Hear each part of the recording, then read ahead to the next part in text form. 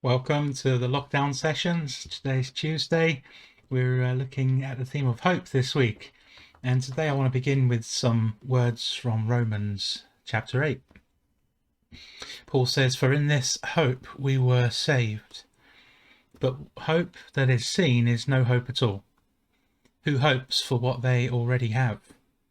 But if we hope for what we do not yet have, we wait for it patiently." In Romans 8, Paul paints a picture of a world that is longing for redemption. Creation groans, he says, waiting for the time when the children of God rise up and take their proper place. And for disciples today, we experience being pulled in two directions. On the one hand, we witness the great suffering of the world, the damage that we have done to one another and to creation.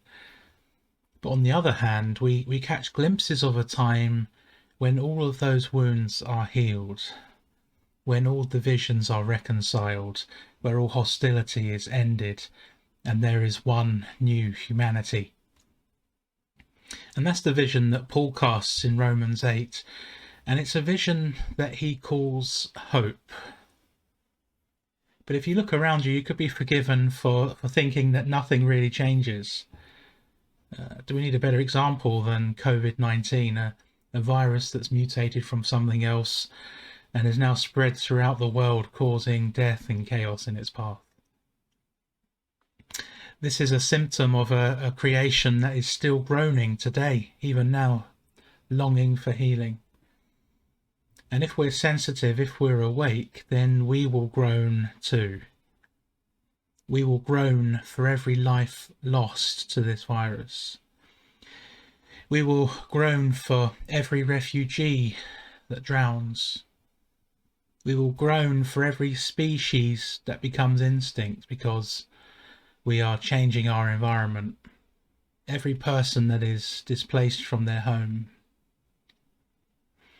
But in the midst of groaning, Paul says, we also strangely discover a hope that refuses us from being stuck in despair.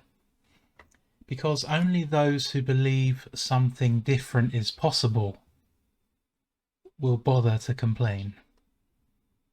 It's like the Israelites who cried out to God about their slavery in Egypt.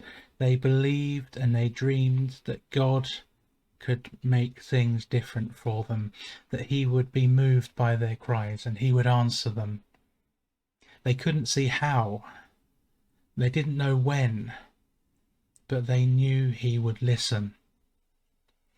That is hope, the confidence in who God is, which drives us to cry out to him. It is holding on to a vision of what will be, even when the evidence of our eyes tells us we've been fooled. After all, Paul says, what good is hope if you already see what you're hoping for? Paul says hope remains. Hope remains as a vision of how things will one day be, when all things are made new. And that is worth hoping for. So as we wrestle on with the world as it is today, we have a vision that pulls us forward, which stops us from being stuck in despair. And it makes our hearts glad, and it gives us what we need to keep travelling on this road of discipleship with Jesus. Join me tomorrow if you can, 3 p.m, same place, and we'll continue our thoughts on hope then. Hope you have the rest of your day and it's enjoyable for you.